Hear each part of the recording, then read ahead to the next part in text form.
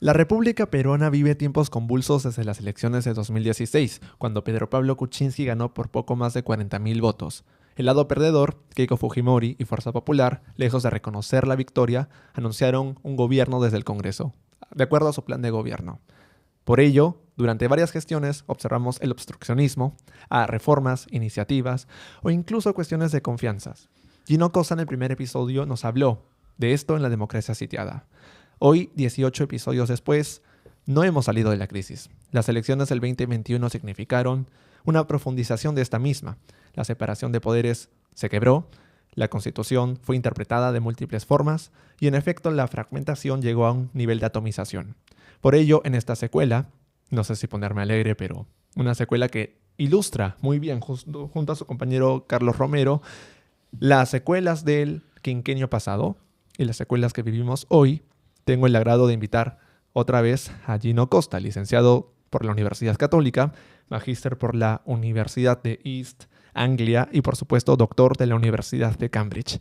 Gino, qué bueno tenerte aquí de vuelta. David, encantado de estar de vuelta. Gracias por tu invitación. Antes de entrar a la materia de análisis, ¿cómo se siente haber inaugurado conmigo el podcast de TR y 18 episodios después aquí, continuando? Oye, no, muy contento de estar acá, muy honrado, digamos, por la oportunidad que me diste de arrancar el programa contigo y de estar de vuelta. Yo tengo una pregunta. ¿Habrá una trilogía de Gino Costa? ¿Democracia sitiada, democracia tomada, democracia recuperada tal vez? ¿O Ojalá. Democracia ahondada en el fondo de los deseos? O sea, trilogía tiene que haber.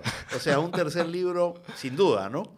Porque, como tú dices, la crisis que se desate en el 2016 no ha terminado.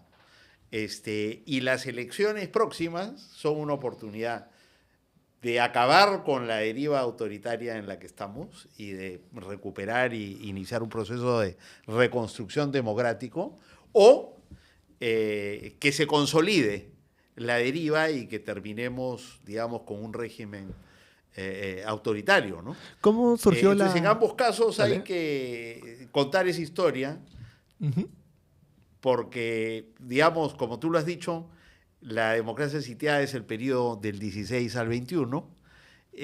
La democracia tomada es más bien un análisis desde el gobierno de Castillo, que es breve, pero tiene una introducción que resume el quinquenio anterior y tiene un epílogo que resume la llegada de Dina Boluarte, las protestas y la consolidación, la fase inicial de la consolidación de este régimen, donde hay un Congreso más bien erigido, ¿no?, en primer poder del Estado, desde donde se legisla, ¿no?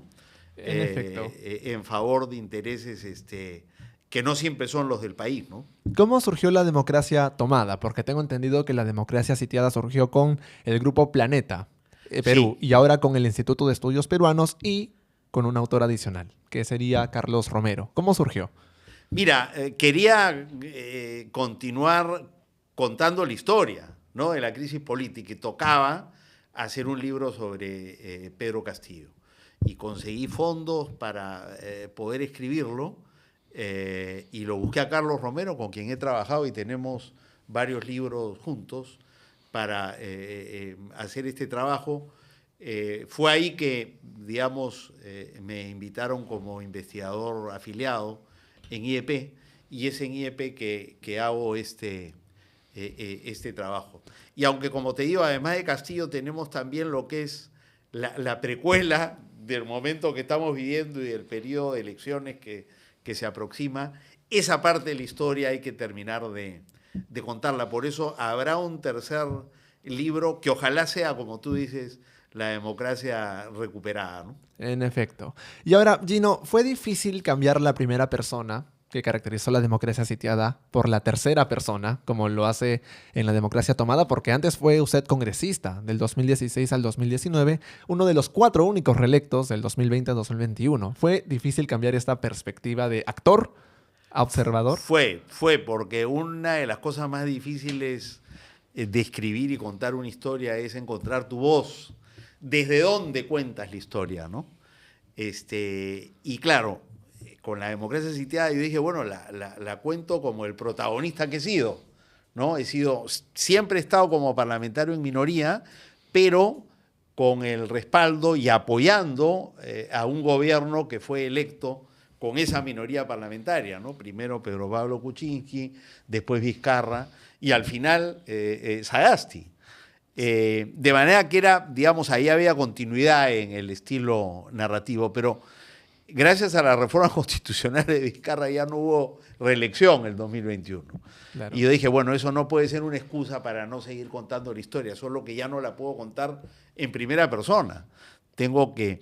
Y mis colegas en IEP me dijeron, mira, digamos, lo que tú has hecho en la democracia sitiada es básicamente un género de crónica política, ¿no? En primera persona. Puedes pasar ahora al ensayo político. Y desde lejos, con la experiencia que tienes de haber estado adentro, mirar el gobierno de Castillo y lo que viene después. Y entonces no deja de ser, la democracia tomada no deja de tener también algo de crónica, ¿no? Pero como verás es más un esfuerzo de interpretación, ¿no? Un ensayo de interpretación de ese periodo que otra cosa, ¿no? Sí, de hecho su libro cayó perfectamente con los libros de Christopher Acosta, de Stephanie Medina, de Víctor Caballero y otros más que intentaron analizar los que fueron estos 16 turbulentos meses de Pedro Castillo. Ahora sí, el primer capítulo es de la tormenta perfecta en la victoria inesperada. Y en el episodio 1 ya vimos bastante de ese quinquenio, pero dos preguntas puntuales. Primero, ¿por qué Luz Salgado, Lucho Galarreta, Miki Torres y los fujimoristas todavía sostienen al día de hoy que ellos nunca fueron obstruccionistas con Pedro Pablo Kuczynski? Y lo que es lamentable, ¿no? Porque si reconocieran que fue así, podrían enmendar errores, ¿no? Pero no reconocen ninguna responsabilidad hacia atrás, ¿no? Ni ellos ni Keiko, que es la lideresa a quienes representan, ¿no? Y eso es lamentable porque han tenido un rol bastante negativo frente a la, digamos, democracia peruana. Yo sostengo que son los principales responsables de la deriva autoritaria que vivimos, ¿no? Y eso se inicia con su actitud obstruccionista frente a PPK. Luego, claro, le sale el tiro por la culata porque piensan que Vizcarra puede ser más dócil que PPK y resulta que es un respondón que le voltea el partido, ¿no? Y termina, digamos, cerrando el Congreso, infligiéndoles una derrota política inmensa de la que rápidamente se recuperan, ¿no? Yo me pongo a pensar que en un año se tumbaron al gabinete Zavala y a los 18 ministros, en solo 4 meses interpelaron y censuraron a Jaime Saavedra, amedretaron a Marilu Martens, censuraron a Alfredo Thorn, pese a ser literalmente un economista ortodoxo, formado en las mejores escuelas inglesas, acosaron a la ministra de Salud, Carlos Basombrío, Martín Vizcarra en el Ministerio de Transportes y Comunicaciones, y siguen diciendo que no son obstruccionistas. ¿Cómo se explica esto? Además, son los que más se quejan, ¿no? de la persecución penal contra ellos en el marco del caso Lavajato. Y fueron ellos quienes más alentaron a la Fiscalía de la Nación a tomar acciones duras contra quienes tenían vinculación con Odebrecht. Y fueron ellos los que decidieron, además, pasarle factura política a PPK por ello, cuando hubiera sido perfectamente posible que frente a los problemas de PPK por su involucramiento con Odebrecht, que tenían implicaciones penales claras, por eso ha sido acusado por la Fiscalía, frente a esa circunstancia ellos optaran por una interpretación de la Constitución según la cual, que era la interpretación que hasta entonces se había hecho, ¿no? Que el presidente rendiría cuentas ante la justicia al final de su mandato. No, ellos buscaron sacarlo de juego y lo acorralaron en la Comisión Especial Lavajato que fue creada con ese propósito, creo yo, y encontraron a un aliado ideal en esa búsqueda en Marcelo Odebrecht. Fue Marcelo Odebrecht el que les dio la información que ellos estaban esperando, que no tenían, ¿no? Y de hecho en el informe final tengo entendido que sacaron el nombre de Alan García y de Keiko Fujimori. del caso Lavajato. Lo sacaron. Eso es exacto. Yo ya no era parte de la comisión especial, pero así lo dijo el representante de izquierda, un congresista ayacuchano cuyo apellido en este momento no recuerdo, y sacó él un informe alternativo en minoría criticando ese sesgo del informe, que por lo demás, digamos, fue una comisión que hizo un buen trabajo en documentar buena parte, ¿no es cierto?, de los contratos que estuvieron contaminados por la corrupción en ese periodo, pero fueron selectivos para sacar a los amigos, ¿no?, Sí. que estaban implicados también en esas vinculaciones con Odebrecht, Alan García y Keiko.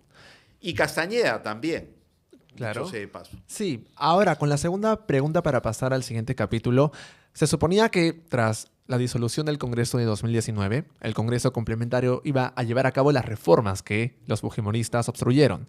Sin embargo, usted menciona en este capítulo que lejos de solucionar la crisis hubo populismo. Populismo no solo económico, pero también en las reformas, que incluso Vizcarra tuvo que declarar inconstitucional ante el TC. Y el TC, pese a su variedad ideológica, por unanimidad estuvieron de acuerdo con que el Congreso no estaba en la capacidad de hacer estas iniciativas.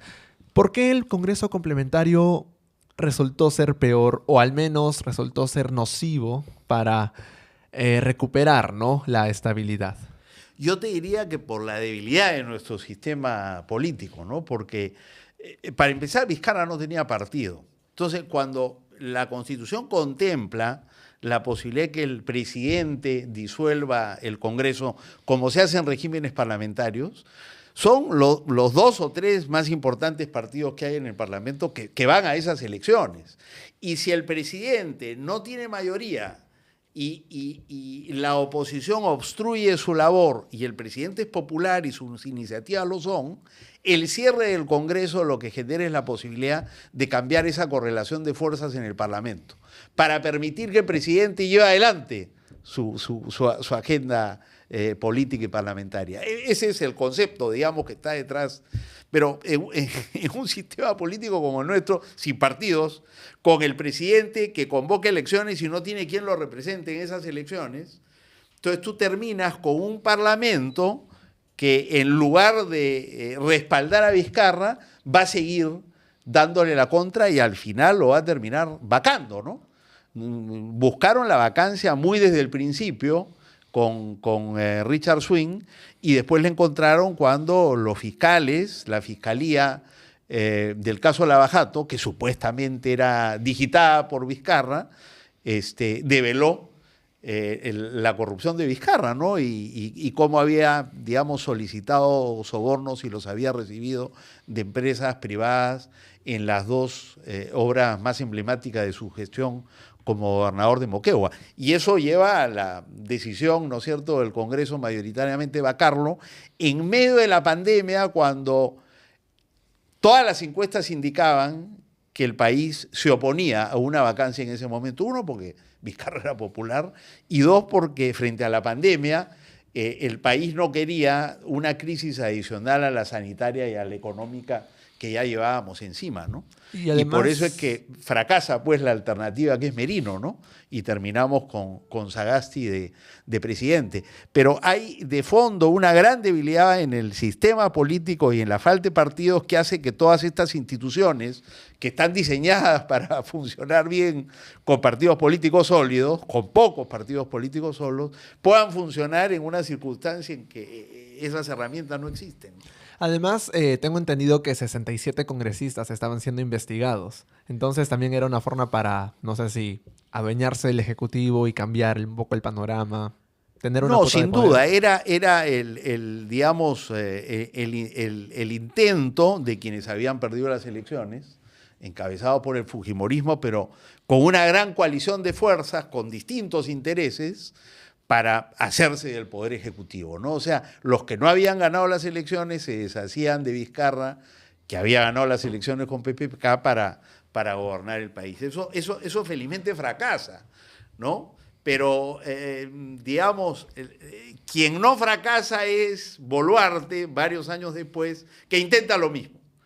Y ahí ya tienen algunas lecciones aprendidas, entre ellas la de no ceder ante las protestas y no asustarse por algunas cuantas muertes, estar dispuestos a ensuciarse las manos de sangre para consolidarse en el poder, ¿no? Usted dijo que en solo 4 meses el nuevo Congreso complementario presentó 2 mociones de vacancia, pese a que faltaban 6 meses para las elecciones. En solo 8 meses. 8 en los meses. primeros 8 meses del Congreso complementario, que fue de 16, arrancó las elecciones fueron en enero, el Congreso arrancó en marzo, ya en medio de la pandemia, ¿no? Y me parece que es en mayo, junio, julio, julio. O sea, en 3 meses. Ya está el caso Richard Swing. Ya hay un primer intento de vacancia. No sé la fecha exacta. Pero al final lo vacan a Vizcarra, ¿cuándo? En noviembre. Sí. O sea, entre marzo y noviembre hay 2 intentos de vacancia. En lo que desde la teoría constitucional y la práctica constitucional debía haber sido un Congreso favorable a Vizcarra, que era un presidente, digamos, popular, que había cerrado el Congreso para dejar de tener que enfrentar una mayoría obstruccionista. No pudo, eso no funcionó por la debilidad de los partidos políticos y las características de nuestro sistema político de partidos muy endebles, ¿no? Cae Merino a los 5 días, Francisco Sagasti lidera el gobierno de emergencia y claro, ni Acción Popular ni el Partido Morado salen favorables. Johnny Lezcano se ve debilitado por la sombra de Merino, Julio Guzmán porque no sabe si está con Sagasti o está en una lista aparte, hasta lo excluye de la segunda vicepresidencia y no hay alternativa clara desde el centro político. Ni siquiera George Forsyth, ni siquiera Salvador del Solar, a quien usted mencionó y tenía altas intenciones de voto. Entonces, el fracaso del centro fue parte responsable de la crisis de las elecciones del 2021, por no sumar fuerzas, por no intentar posicionarse como alternativa. Claro, mira, en las elecciones del 20 ocurren 2 cosas. Vizcarra, que es popular, no tiene partido. Y no tiene tiempo de armar un partido en un periodo tan corto. Incluso hay quienes dicen que Vizcarra hubiera querido hacerlo, pero prefirió no hacerlo para que no digan lo que ya decía la oposición en ese momento de Vizcarra, que quería perpetuarse en el poder, ¿no? Entonces se armaba un nuevo partido, era para perpetuarse en el poder porque él no podía ser reelecto el 2021, ¿no? Entonces habría que preguntárselo a él. Yo nunca lo hablé de esto, ni hablé con él, ni lo discutí. Pero esas son las interpretaciones que hay. El otro hecho que ocurrió es que quien podía haber llenado un espacio, ¿no? Era el Partido Morado, ¿no? Que mostraba cierta simpatía con muchas de las iniciativas de Vizcarra, ¿no? Y con el esfuerzo anticorrupción que encabezaban los jueces y fiscales, ¿no? Porque esto no era solo un esfuerzo de la Presidencia de la República. En realidad Vizcarra se monta, ¿no?, en un esfuerzo conducido principalmente por los fiscales anticorrupción, ¿no?, y los procuradores anticorrupción y los jueces anticorrupción. Entonces yo te diría que tienes ambos fenómenos. Por un lado, Vizcarra no tiene representación. Quien hubiera podido llenar esa representación en el centro es el Partido Morado. Tenía condiciones para hacerlo, pero viene la denuncia contra Julio Guzmán. No sabe el responder y queda muy mal parado y afecta eso las posibilidades de los morados en las elecciones de unas semanas después, ¿no? Y eso se sumó a los problemas que tuvo el general Mora, que también era un importante candidato del Partido Morado, que tuvo un hecho lamentable que afectó, Entonces, otro hubiera sido el cantar si el Partido Morado en esas elecciones tenía mejores resultados electorales y eso lo catapultaba para entrar, digamos, a las elecciones del 2021 en otras condiciones, ¿no? ¿Hubiera sido mejor que en las primarias del Partido Morado saliera electa Carolina Lizárraga o tal vez como invitado Salvador del Solar, que todavía tenía un gran intención de voto? Estás preguntándome ya para las elecciones del 21. Sí, del 21, correcto.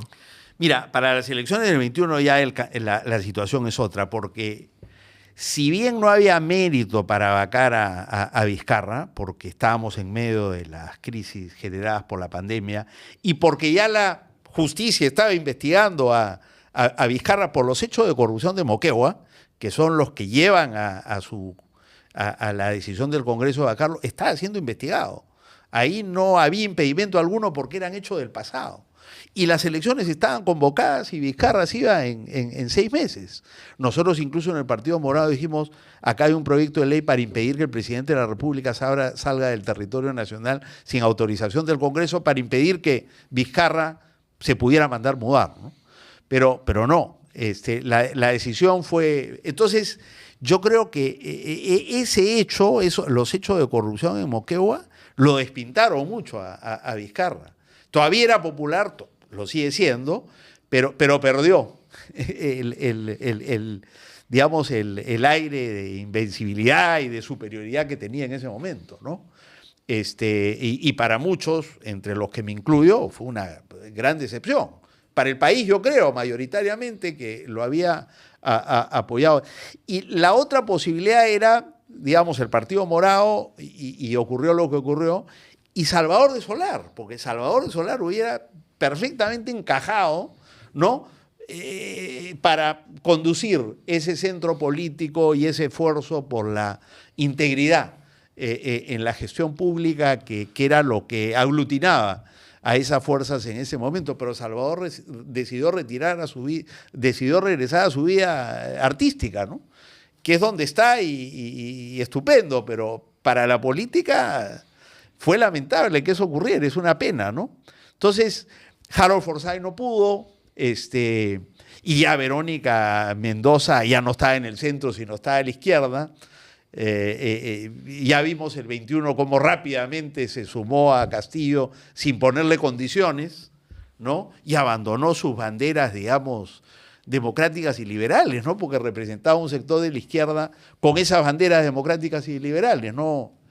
Entonces, eso es lo que yo creo que ocurre en ese momento, y sí, eso nos deja en una situación de polarización. Si hubiera podido evitar la polarización, porque acuérdate que la polarización es un fenómeno regional y global, ¿no? Sí. A lo mejor no, pero entramos a esa polarización en muy mal pie, digamos, la decepción y el debilitamiento de Vizcarra, su contaminación con la corrupción, el desastre de Julio Guzmán y la partida de Salvador de Solar. Nos quedamos sin un liderazgo porque Forsyth no logró encabezar, ¿no?, ese movimiento y ese espíritu, ¿no? Segundo capítulo, el desmantelamiento del Estado. Segunda vuelta, pasa Keiko Fujimori, Pedro Castillo con menos de 1/3 de todos los votos en general. Gana Pedro Castillo y Perú Libre, pero desde el lado perdedor, ahora con mayor intensidad, acusan a Sagasti, acusan al Jurado Nacional de Elecciones, a la OMPE, a los 3 organismos electorales, y desde el primer instante, Renovación, Fuerza Popular y Avanza País quieren sacar las cabezas de estas 3 instituciones electorales, o quienes lo dirigían. ¿El desmantelamiento del Estado fue consecuencia de las elecciones del 2021 o qué ocasionaron este incentivo para desmantelar el Estado? Bueno, y ya se venía hablando desde el Congreso obstruccionista, con desdén y con desprecio, ¿no?, de los expertos que tenían experiencia, que tenían títulos universitarios, que tenían un saber que no tenían otras personas, como si fuera despreciable, ¿no?, haber estudiado, tener una experiencia importante, y eso va a ir adquiriendo más y más fuerza, y terminamos en manos de los peores de la clase. O sea, la crítica a los expertos, a esa élite tecnocrática, si tú quieres, termina favoreciendo que abandonen el Estado esos sectores y que terminemos pues en manos de los peores de la clase, ¿no? Los profesores desaprobados son los que legislan sobre educación básica y superior en el Congreso, son ellos los que llevan la voz cantante y terminan abriendo las puertas de regreso al magisterio a todos los directores de colegio y a todos los profesores que no habían aprobado los exámenes. Cerca de 4.000 docentes repuestos. Terrible, ese es un pendiente para el nuevo Congreso, que espero que sea un Congreso mayoritariamente democrático el 2026, ¿no?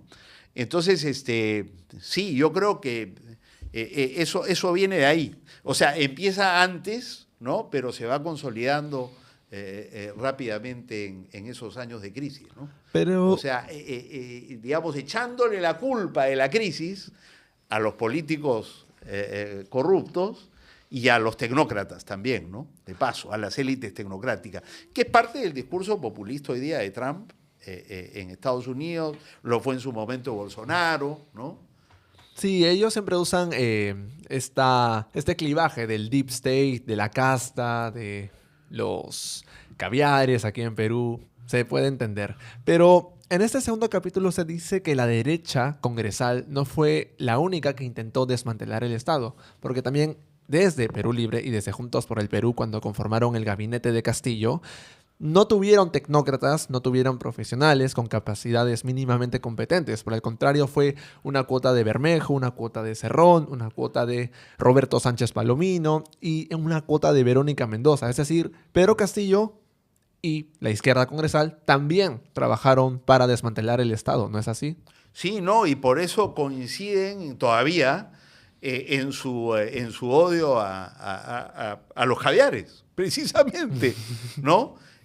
Por las mismas razones, porque lo que querían era el Estado para ellos, no el Estado para los funcionarios que tienen una preparación y una trayectoria, no, digamos, para quienes tienen el mérito para cumplir esa tarea, sino para los amigos, un poco como los hermanitos del Poder Judicial, ¿no? O sea, no queremos acá una justicia de los mejores, queremos una justicia de los mejores amigos, que nos permitan hacer lo que nos da la gana. Eso que fue válido para los cuellos blancos en el sistema de justicia fue un poco el ánimo que primó durante el gobierno de Pedro Castillo. Claramente, tú lo has descrito bien, la manera como se nombraron a las personas, no era importante su trayectoria, no era importante su conocimiento, no era importante su formación, era importante que fueran amigos leales. Y esa importancia se deriva del hecho de que tu objetivo no es brindar un mejor servicio público, sino aprovecharte del Estado, es decir, la lógica del Estado como botín. Y la lógica del Estado como botín va acompañado de la mano del desmantelamiento del Estado, ¿no? Vamos a librarnos y vamos a debilitar el Estado, que es una cosa que se ha agudizado en estos años con Boluarte y este Congreso, pero que se inició, yo creo, con Pedro Castillo, que no creía en la Defensoría del Pueblo, acuérdate, no creía en el Tribunal Constitucional, ni en la SUNEDU, ni en la ATU, ni en ninguna capacidad regulatoria por parte del Estado. Usted dice que hay dos excepciones con los nombramientos que hizo Pedro Castillo. La primera excepción fue Julio Velarde, porque lo ratificó como el presidente del BCR. Y la segunda excepción... Menos mal. Menos mal, gracias a Dios. Y la segunda excepción fue en el Ministerio de Economía y Finanzas, porque si bien Franque, Burneo, Graham tenían una postura más bien reguladora o participativa del Estado, sí mantenían el equilibrio. Esas fueron las dos únicas excepciones en las que Castillo sí nombró a personal competente, ¿verdad? Felizmente, ¿no? Felizmente. Incluso discutiendo decisiones de este gobierno, hay quienes han dicho, digamos, estas cosas son tan extremas que ni siquiera ocurrieron, ¿no? En el gobierno, en el manejo económico del gobierno de Castillo. Eso es verdad. Pero fue el único sector que se libró. Y no sabemos por cuánto tiempo más se libraron, ¿no? Si Castillo se consolidaba en el poder, a lo mejor, ¿no es cierto? Eso no continuaba. Con Castillo no había seguridad, pues no se sabía exactamente qué cosa quería y no inspiraba mayor confianza, ¿no? Usted menciona que tampoco ayudó la gran fuga de capitales cuando ganó Pedro Castillo y no moderó su discurso. Me parece que la cifra fue 18.000 Sí, millones. entre 15 y 16 se hablaba en ese momento, es lo que yo recuerdo, pero puede ser 18. Pero fue una fuga la más grande que hemos tenido, digamos, en los últimos 30 años, ¿no? ¿A qué se debe que Ollanta Humala, en 2011, cuando llegó a la presidencia, cambió su gran transformación por la hoja de ruta, convocó a tecnócratas, se posicionó entre el centro y la centroizquierda, pero Pedro Castillo no hizo lo mismo? Él creía que todavía estaba en campaña por una asamblea constituyente, no tenía un sólido norte dirigido. ¿Qué es lo que pasó con Pedro Castillo para que no se moderara una vez llegada a la presidencia? Porque no hubieron fuerzas moderadoras alrededor de él. Tú hubieras pensado que de repente, digamos, gente más preparada y con más experiencia política y de gestión, como digamos, la gente que acompañaba a Verónica Mendoza hubieran tenido una mayor influencia en él, ¿no? Para morigerarlo. Pero acuérdate que lo primero que dice Verónica Mendoza es que ella estaba con Castillo para asegurarse de que no volviera a traicionar al pueblo peruano como lo hizo Ollantumala con su cambio del polo rojo por el polo blanco. Estamos acá para impedir que eso ocurra. Y en realidad lo que había hecho Ollantumala es decir, oye, gané la primera vuelta, pero para ganar la segunda tengo que tirarme al centro. Y eso significa construir una política de alianzas para poder gobernar el país. Una cosa es con la propuesta que llevas, y si ganas la mayoría la pones en práctica, pero si no ganas la mayoría necesitas una política de alianza con otras fuerzas para hacer lo que te es posible con lo que tú ganaste. Eso fue lo que hizo Ollantumala. No fue una gran traición a su propuesta original, fue adecuarse a las reglas democráticas. Para poder gobernar tengo que, ¿no es cierto?, aliarme con quien me permita el oxígeno para gobernar con un programa más moderado, ¿no? Entonces, Verónica no estaba ahí para eso, sino estaba ahí para impedir que eso ocurriera, ¿no? Sí, correcto. Y ahora antes de pasar a su tercer capítulo, usted menciona que Castillo tenía un incentivo. Y el incentivo era que las fuerzas de Perú Libre y Juntos por el Perú solo sumaban 42 votos y le faltaba a algunos para salvarse de la vacancia. Por ello, dejó este desmantelamiento del Estado como cuotas de poder entre los niños de Acción Popular. Le dio un ministerio, el Ministerio de Producción. Empezó con los niños, pero tú has mencionado otros, ¿no? O sea, esta política de cuoteo, ¿no? De dar cuotas en el aparato público a tus aliados, los que te querían apoyar, pero que querían, digamos, algo más que pertenecer a la alianza mayoritaria, querían una cuota de poder en el aparato público, ¿no? Y eso es Cerrón, eso es Bermejo, eso es Sánchez, etcétera, etcétera, ¿no? Pero acuérdate que él empieza a ampliar esa política de la alianza con los niños. Yo lo digo, el 24 de julio, 4 días antes de asumir la presidencia, el 21, él ya está poniéndose de acuerdo con los niños para darle proyectos en el Ministerio de Transportes y una cuota en el aparato público, y él todavía no era presidente de la República. Eso comienza temprano. Y en ese proceso él sigue, ¿no? Y va ampliándose, digamos, su política de alianza de esa manera. Es una forma de conseguir la política de alianza distinta de aquella de la que hablábamos hace un momento, ¿no? Que tú dices, oye, bueno, me muevo, cambio mi programa y en función de eso tengo más espacio para hacer política. Es una política de alianza por la cual tú parcelabas el aparato público para garantizar los votos necesarios contra las vacancias y contra las censuras ministeriales. Y utilizabas el Estado para eso, para tasajearlo y entregarlo como botín a tus adversarios para convertirlos, neutralizarlos y convertirlos en amigos, ¿no?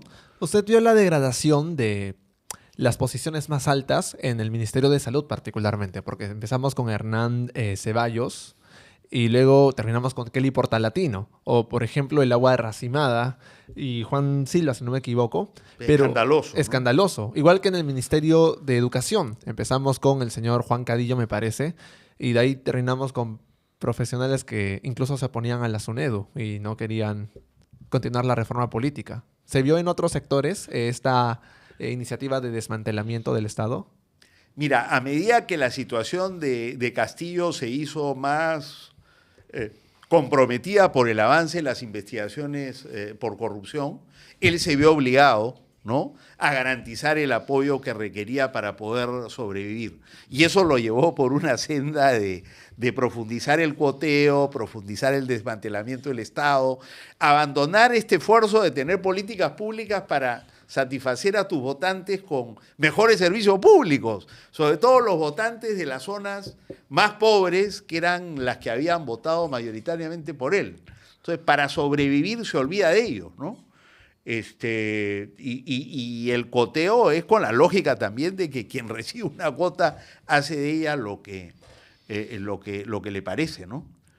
El tercer capítulo habla de la desgracia de la corrupción. Y Gino, creo que aquí tú te inspiraste mucho en Alfonso Quirós, porque lanzaste tantos casos de corrupción que yo me dije, wow, en verdad, sí era escandaloso. Por ejemplo, mencionas que en los primeros meses los sobrinos de Pedro Castillo, Gianmarco Castillo y Fray Vázquez querían verse favorecidos. A continuación, los hermanos Pasapera con Tarata 3.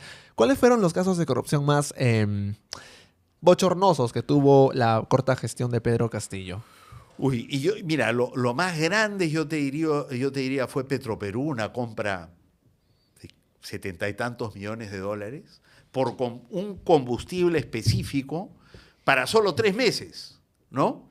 Y para hacer posible esa compra hubo que hacer cambios a fondo en altos puestos de la administración de Petroperú. Designó a dedo a Hugo Chávez, tengo entendido. Designó a dedo, el directorio de Petroperú le dijo, Hugo Chávez no califica, entonces como premio consuelo lo hicieron director, no lo debieron haber hecho ni siquiera director, y después Castillo insistió y terminó de alto, de gerente general o presidente del directorio de Petroperú. Y al digamos, asumir ese poder, cambió todo el aparato de los principales funcionarios que hicieron posible esa licitación. Y fue una licitación de casi 75 millones de dólares para 3 meses. Pero como los medios estaban encima del gobierno de Castillo, digamos, lograron neutralizarlo. Se hizo público, se cayó la licitación y bueno, se desbarató todo. Entonces, no hay, ¿qué te digo? No hay huellas de eso hoy día en el sistema judicial. Y el otro caso grande, el quizá el más grande, fue el de Sada Oray, ¿no? Que es el que llevó digamos, a la caída de Castillo, porque Salatiel Marrufo, lo que hizo con General Alvarado, que era el ministro de Vivienda de entonces, fue con la plata, con los sobornos que recibieron de Sada Oray, lo sobornaron a Castillo, porque Castillo pidió plata para él, entonces le dijeron, acá tienes, entonces Castillo, 50.000 soles. Castillo dijo, todos los meses para mí 50.000 soles. Y para mis hermanos son 6, 10.000 para cada uno, 60.000 para la familia. Y entonces, mensualmente, esto es el testimonio de Salatiel Marrufo, le dan 50 a él y 60.000 a la familia. Y eso, claro, dura 8 meses hasta que eso se cae porque la justicia descubre esto, ¿no? Y neutraliza.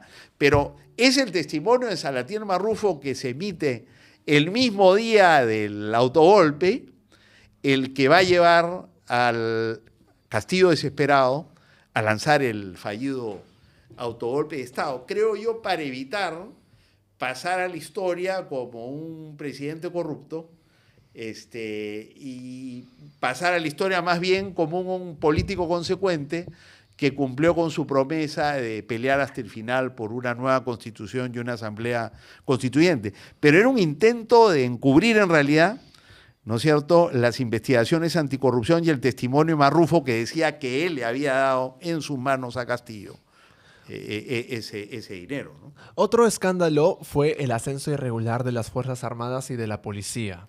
Y creo que en este periodo también se encuentran $20.000 en el baño presidencial. Sí, pero esas investigaciones sobre las Fuerzas Armadas no fueron profundizadas. Las más comprometedoras eran las que tenían que ver con los ascensos en la policía, pero no son investigaciones que han avanzado muchísimo, lamentablemente. Entre otras cosas, porque estas investigaciones en torno a Castillo, acuérdate tú, las llevaba la fiscal Marita Barreto, con el auxilio del coronel Harvey Colchado, jefe de la DIVIAC, recordarás, ¿no? Y Castillo intenta hacer lo que logra hacer Dina Boluarte, que es deshacerse de ellos dos. Castillo intenta, pero fracasa en ese intento. Pero a lo que voy es que al desbaratar esa dupla investigadora de Barreto con Colchado y a Dina Boluarte, al desbaratarla, para protegerse ella y para proteger a Patricia Benavides y para proteger a sus apoyos en el Congreso. Se deshacen de Marita Barreto y de Harvey Colchado. Y al hacerse se libran un poco de esas investigaciones. Y la consecuencia es que las investigaciones contra Pedro Castillo, contra Patricia Benavides y contra el entorno de Dina Boluarte quedan en el aire, ¿no? Por eso es que el único caso que en este momento tenemos sólido contra Castillo es el del golpe, el del intento de golpe, rebelión. Y claro, uno nuevo, que es que hay sobre la transacción dolosa que descubre Marita Barreto, porque Marita Barreto, que ha investigado a Castillo, investigando a los congresistas que lo blindaron, ¿no? Los niños de Acción Popular y otros, en total 24. Los de Acción Popular eran una decena. Resulta que habían 24 en este proceso de transacción por el cual Castillo había conseguido esa base de apoyo parlamentario. Entonces, cuando ella está investigando eso, se da cuenta que Patricia Benavides, que ya es fiscal de la Nación, estaba negociando con esos congresistas para archivarle sus denuncias. Mira que es un fenómeno recurrente, porque estábamos hablando de la denuncia de los congresistas en el Congreso anterior. Entonces, Patricia Benavides le ofrece archivarle, ¿a condición de qué? A condición de que derriben a la Junta Nacional de Justicia. ¿Por qué? Porque la Junta Nacional de Justicia le estaba investigando a ella, por lo que hemos sabido, por haber destituido a la fiscal Bersabe Revilla, que estaba investigando a su hermana por recibir sobornos del narcotráfico. ¿Recuerdas? La hermana Emma Benavides, que ya ha regresado al Ministerio Público, al Poder Judicial, a pesar de que se sabe que no solo ocurrió ese soborno en ese caso, sino que esos sobornos eran una práctica regular en el tribunal que ella integraba en el Poder Judicial. Entonces, la condición de ella para archivarle las denuncias a estos niños, que eran de Acción Popular y de otros, era que derribaran a la Junta, cosa que intentaron, nombraran a José Gutiérrez defensor del pueblo y se deshicieran de Zoraida Dávalos. Eso está acreditado. Eso acaba de ser hace 2 semanas denunciado por la fiscal ante el Congreso. El problema es que está en manos de ese Congreso decidir qué hacer al respecto. O no van a hacer nada o en su momento lo archivarán. Todo esto tendrá que ser visto por el nuevo Congreso. Por eso son tan importantes las próximas elecciones. Usted menciona que en este caso de los ascensos a los militares y policías había uno que no fue tocado por la prensa y le preocupó. Fue el caso del general Gallardo y en la región policial de Lima, porque hubo 3.500 cambios en un breve periodo, cuando se estimaba entre 20 a 30 cambios. Yo he averiguado mucho sobre eso y las investigaciones no habían sido profundizadas. O sea, en relación con la policía se concentraron en los ascensos irregulares y no avanzaron mucho tampoco.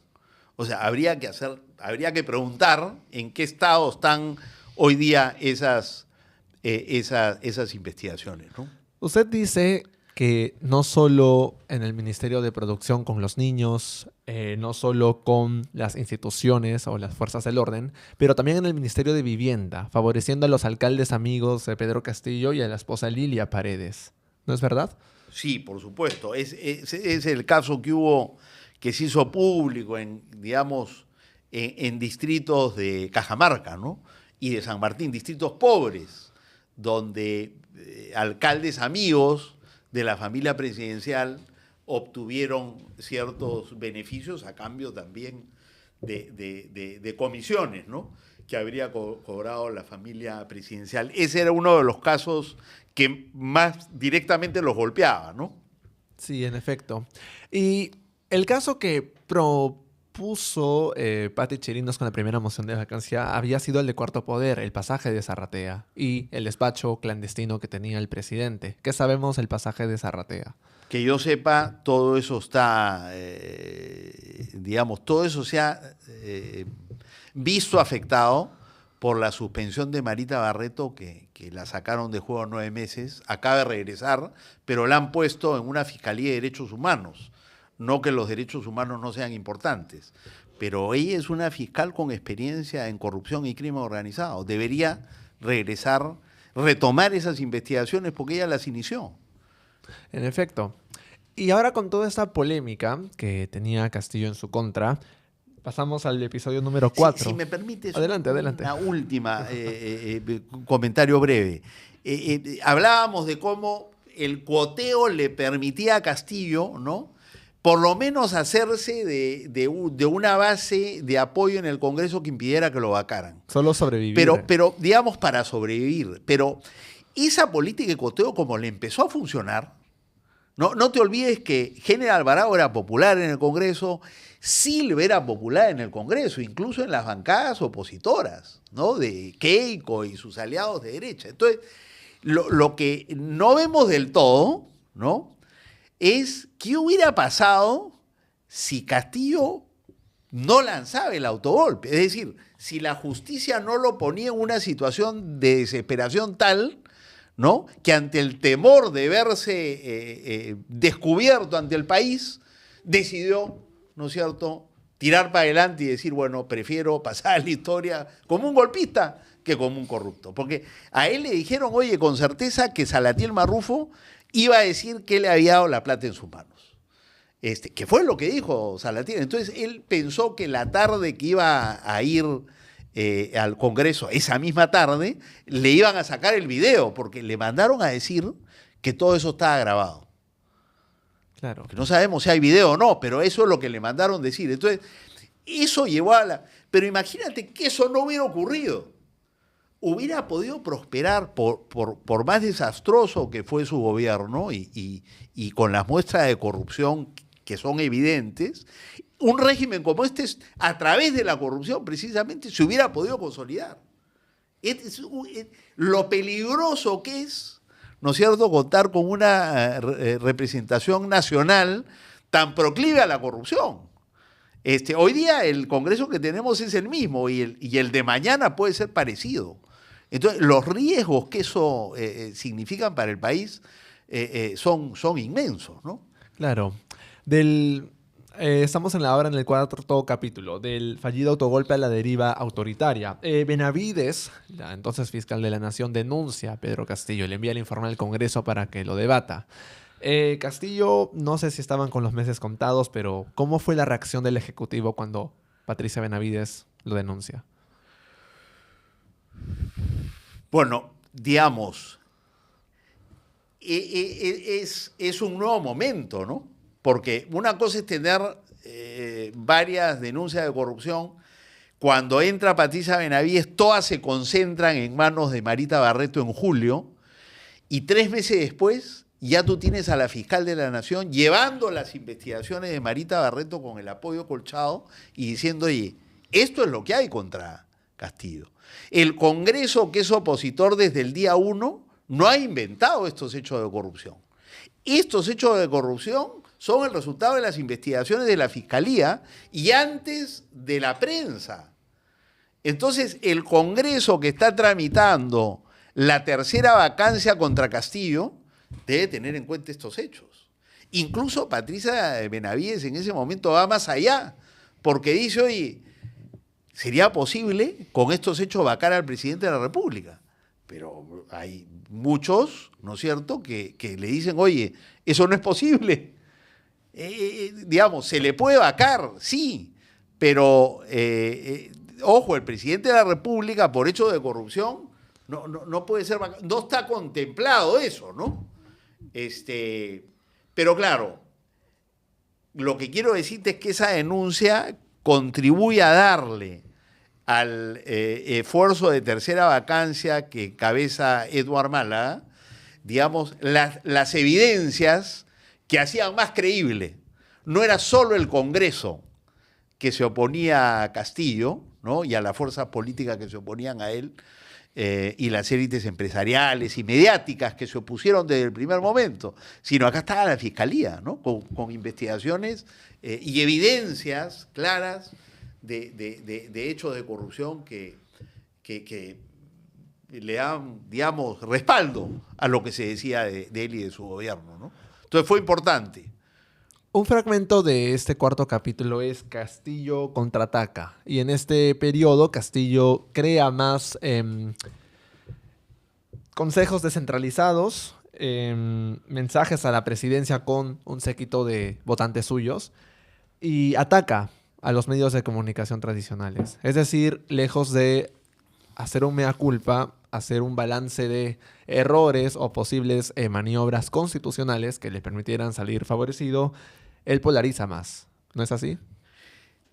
Esa es una de las respuestas, ¿no es cierto? Tratar de movilizar a la base social y política que lo ha hecho presidente en la confrontación a un Congreso que también está obstruyendo su gestión de gobierno y a un poder judicial, ¿no?, que supuestamente lo está persiguiendo por razones políticas, ¿no? Entonces, ese es el esfuerzo de él. Y ese esfuerzo va de la mano junto con el esfuerzo que hace, como te digo, infructuoso, de deshacerse de la fiscal de la Nación, de Marita Barreto y de Harvey Colchado. Sobre todo de Harvey Colchado, porque Colchado, como oficial de policía, está en la línea de mando del presidente de la República. Acuérdate que lo tratan de destituir, pero ahí la oposición es fuerte y lo protege a Harvey Colchado, cosa que no ha ocurrido ahora con Dina Boluarte, porque con Dina ya, digamos, preferían cerrar filas con Dina y con Patricia Benavides, y con los congresistas que estaban siendo investigados por Marita Barreto y por Harvey Colchado, que eran los mismos que habían sido investigados con Castillo, ¿no?, cumpliendo la misma función.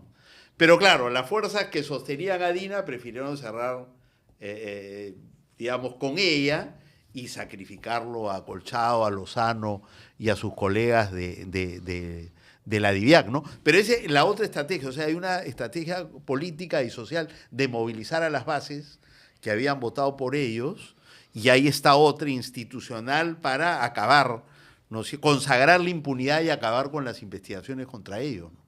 En efecto. Todo eso estaba, o sea, eso estaba corriendo, y lo tercero era la política de cuoteos que seguía funcionando para ampliar su frente antivacancia y transformarlo en una mayoría que le permitiera gobernar. Eso felizmente se neutraliza, ¿no? Pero hubiera podido consolidarse si es que la justicia no logra ponerlo en una situación en que prefiere el fallido autogolpe a la vacancia por corrupción, ¿no? Sí, Castillo estaba en arena movediza porque retira a Aníbal Torres, su ministro con más experiencia o más trayectoria, más en 9 meses, a comparación de Mirta Vázquez, de Guido Bellido o el breve Héctor Valer. ¿No era mejor afianzar este vínculo con Aníbal Torres o intentar escuchar más su experiencia como docente de la Universidad San Marcos y como investigador ya de 80 años o un poco más? Buen punto. Veo que, o sea, me encanta porque tu lectura es tan detallada, ¿no? Y con poca gente he tenido una conversación como esta, y es muy agradable, ¿no? Porque uno escribe precisamente para conversar estas cosas. Cortesía del IEP. Porque uno hace su interpretación, pero al final es una interpretación, ¿no?, que puede ser contrastada con otras. Interesante lo que me preguntas. La razón por la cual se deshace de Aníbal Torres como primer ministro no es porque esté insatisfecho con él, porque en realidad al hombre que más confianza le tiene de su gabinete es Aníbal Torres a lo largo de su gobierno.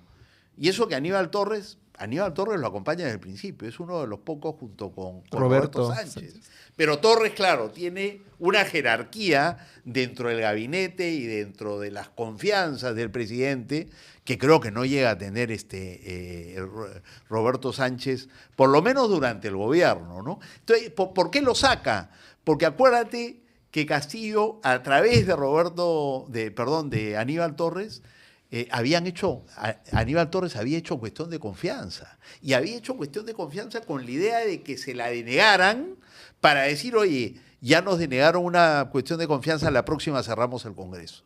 Entonces, para que quedara certificado, por lo menos del lado de ellos, que le habían denegado el pedido de confianza, tenía que sacarlo a Aníbal Torres del premierato, porque de lo contrario no había cuestión de confianza denegado. Entonces, esa es la razón por la que lo saca, pero lo mantiene en Palacio, muy cerca de él, En la y por eso PCM. es que Aníbal Torres está procesado por el autogolpe junto con él y junto con Betsy Chávez, ¿no? Pero aquí hay un impas. El Congreso dice que no hubo cuestión de confianza como tal y el Ejecutivo dice que sí hay Sí. una cuestión de confianza. Sí, exacto. Ahí hay una disputa que es zanjada por el Congreso.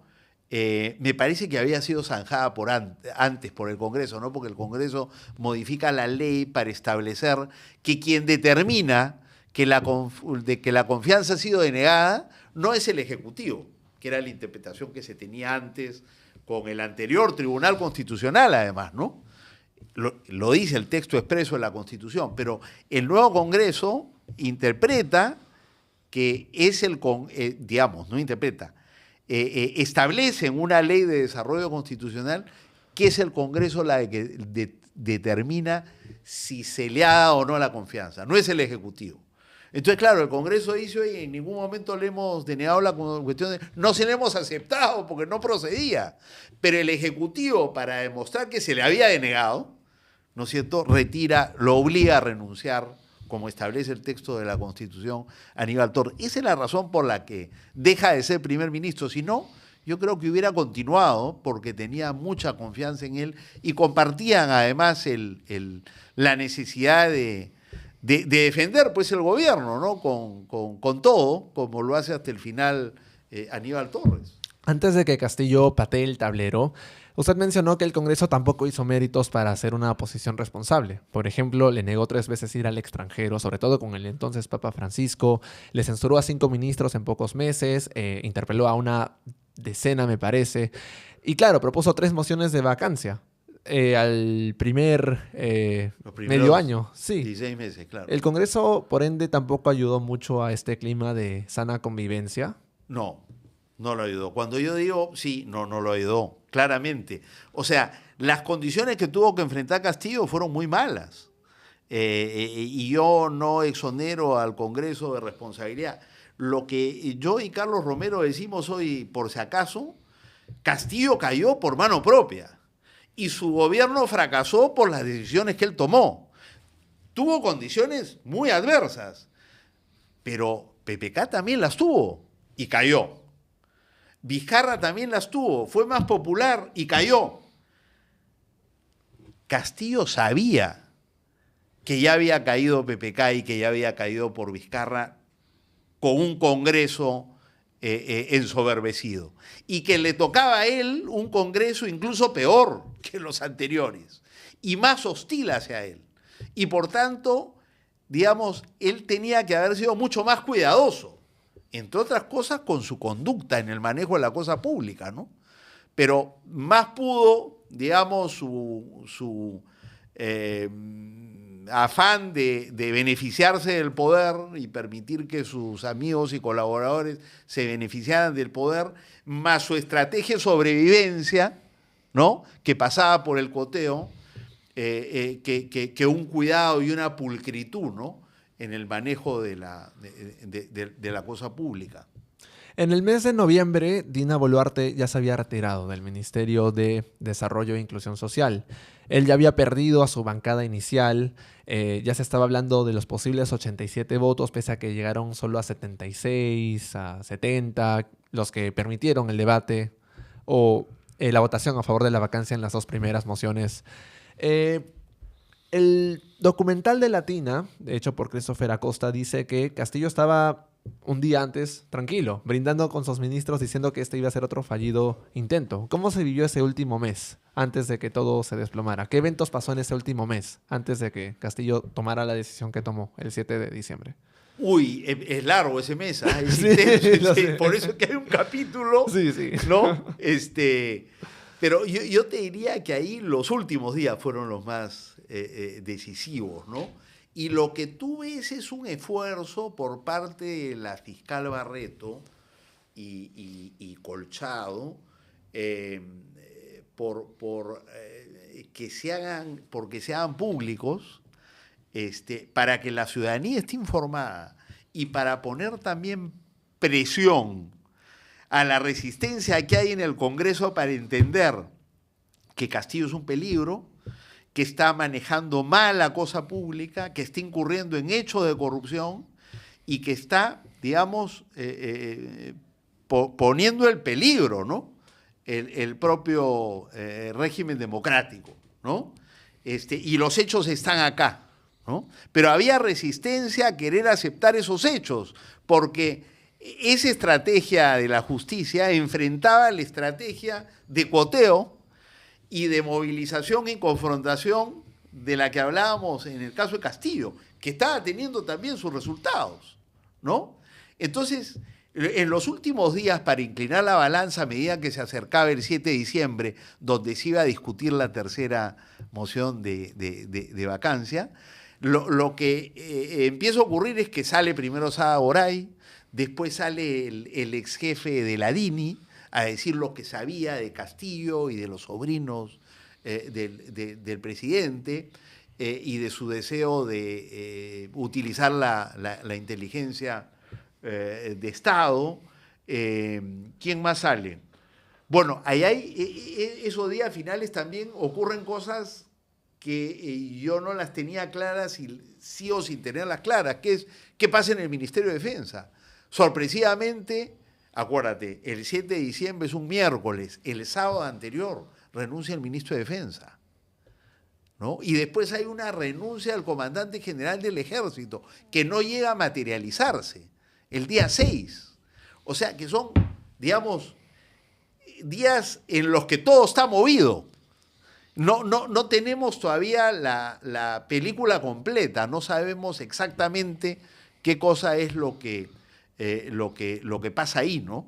Pero hay este esfuerzo y lo más importante de ese esfuerzo, y con esto termino, es que el día anterior en la noche, es el martes 6 de diciembre, le hacen saber a Castillo lo que va a decir Salatiel Marrufo la mañana el día siguiente. Es decir, imagínate, habían coordinado también esto, que habían coordinado con las comisiones de investigación del Congreso, que Salatiel Marrufo fuera invitado a declarar ante el Congreso el día que Castillo tenía que ir a hacer sus descargos en audiencia frente a la tercera moción de vacancia. Todo eso destinado a ponerle presión. Entonces, ¿qué pasa? Le dicen, mira, Salatiel Marrufo va a decir que te daban 50.000 soles mensuales él y Heiner Alvarado, que él personalmente 2 meses te dio 50.000 soles, fueron una sola entrega de 100.000, cuando tú fuiste al Ministerio de Vivienda a cobrar esos 100.000 soles que te debían. Y tu familia recibía todos los meses 60 a través de tu hermana. Todo eso lo va a contar. Y alguien le va a preguntar, oye, digamos, ¿y eso está grabado o no está grabado? Y lo que sabemos que nos ha dicho a nosotros Salatiel Marrufo es que todas las informaciones sobre esos hechos, incluso la grabación, está en manos de la Fiscalía. Y eso se va a saber mañana por la mañana. Eso es lo que gatilla, digamos, la estrategia del autogolpe. Porque Castillo dice, estoy muerto. Entonces, si voy a ir, me sacan el video, ni hablar. Si ellos tienen el video, estoy muerto. Entonces, mejor no voy. Mejor opto por adelantarme, ¿no? Ganarles la partida y aunque no, de repente me liga. Y si no me liga, por lo menos quedo como una persona ante mis bases, no como una persona consecuente. ¿Qué es lo que ocurre? Castillo sigue teniendo un nivel de popularidad entre la gente que lo eligió. Importante, ¿no? Y ahora eventualmente iría al Senado o al nuevo Congreso bicameral. Podría ir al Senado por ahora, no puede ser candidato a la presidencia porque para eso tienes que ser parte de un partido y el suyo no se inscribió, pero lo que ocurre es que antes yo creo que el Poder Judicial va a condenarlo por el autogolpe de Estado, me parece, ¿no? Y bueno, si es condenado no veo cómo puede ser candidato y no veo cómo con las evidencias que existen pueda ser exonerado de responsabilidad por el fallido autogolpe de Estado, ¿no? ¿Cómo se pudo evitar la deriva autoritaria? ¿Era posible tal vez mantener a Avelino Guillén, a Mirta Vázquez? ¿Era tal vez recomendable un adelanto de elecciones como lo propuso el colectivo La Propuesta? ¿Era mejor convocar a una coalición de centro o de centroizquierda? ¿Cómo se pudo haber evitado la deriva autoritaria según su visión, Gino? Mira, caray, hay varias cosas ahí, ¿no? Tú me hablas de Guillén, de Mirta Vázquez.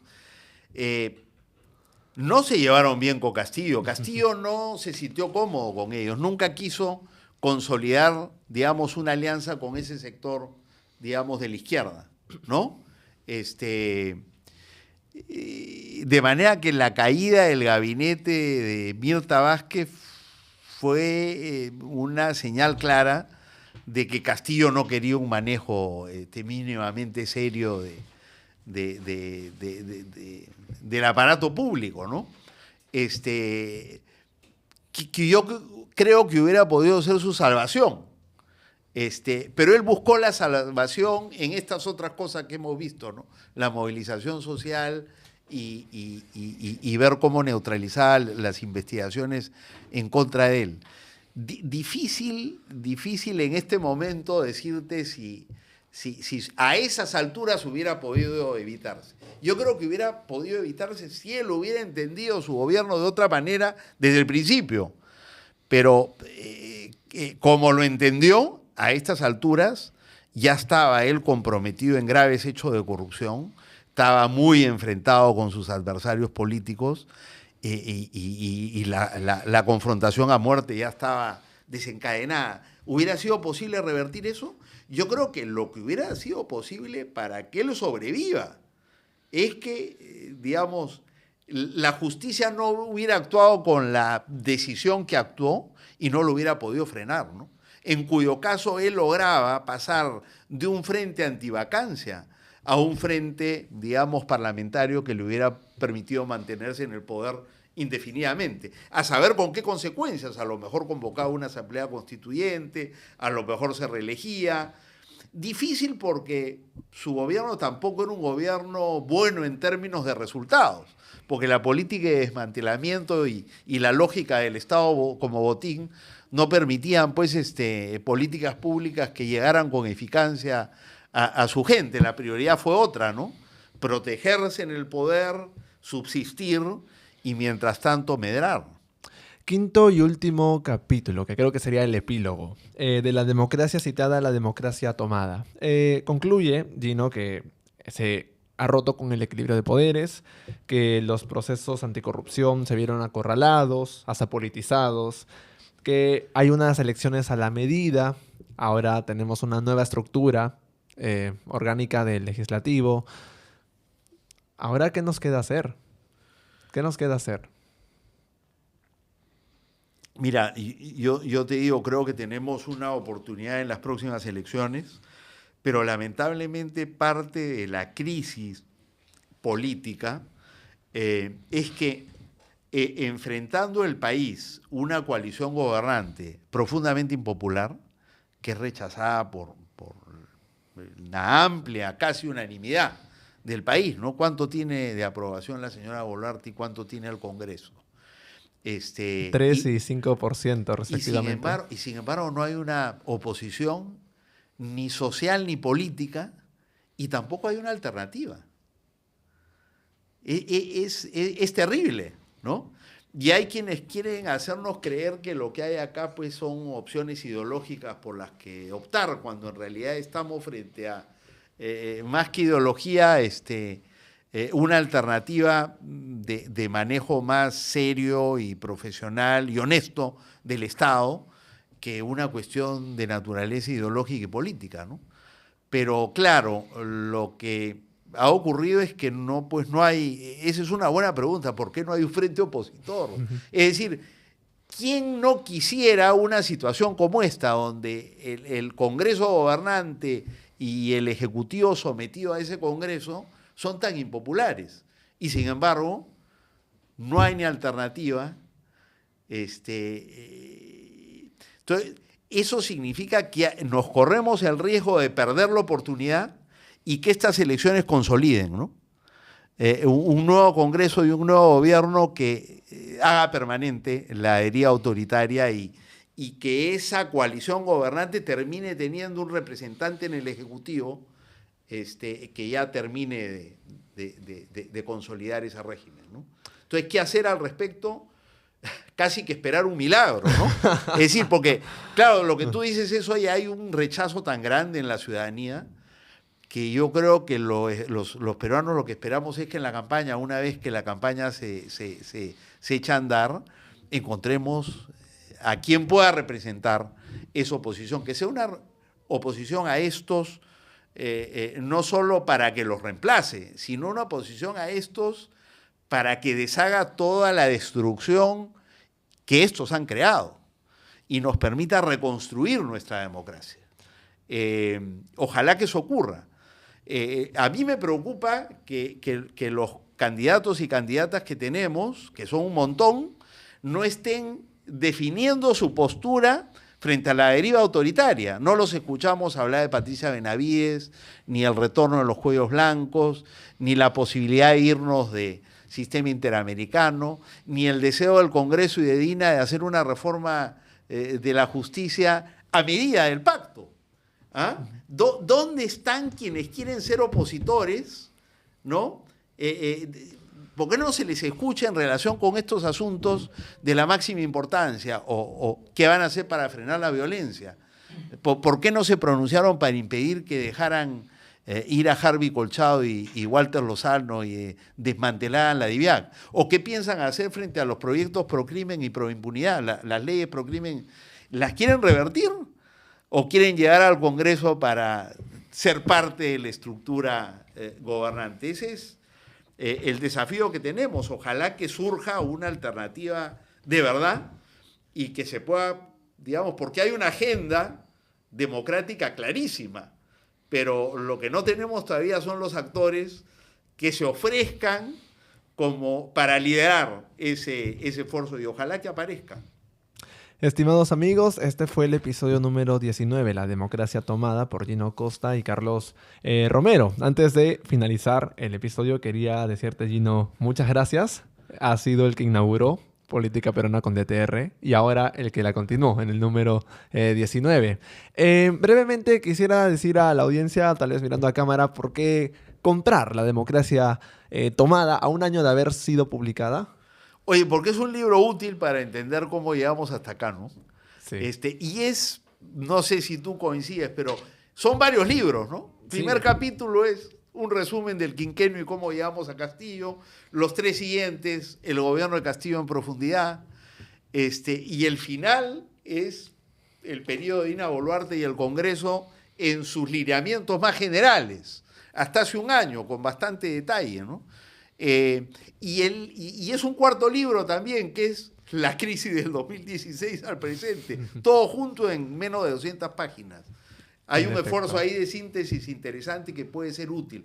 Muchas de estas cosas se saben, pero las olvidamos y no solemos hacer las relaciones entre un hecho y el otro, y ese esfuerzo creo que está plasmado en ese libro gracias a también el trabajo de Carlos, mi colega Carlos Romero. Y si me permites agradecerte, ¿no?, por estar acá por segunda vez, por darme el honor de participar y por tu lectura tan cuidadosa, tan detallista, tan puntual y tan cariñosa con los autores, porque eso es lo que los autores están buscando, ¿no? Sí. Y un debate y una conversación muy linda. Espero estar acá con el siguiente con libro. El tercero.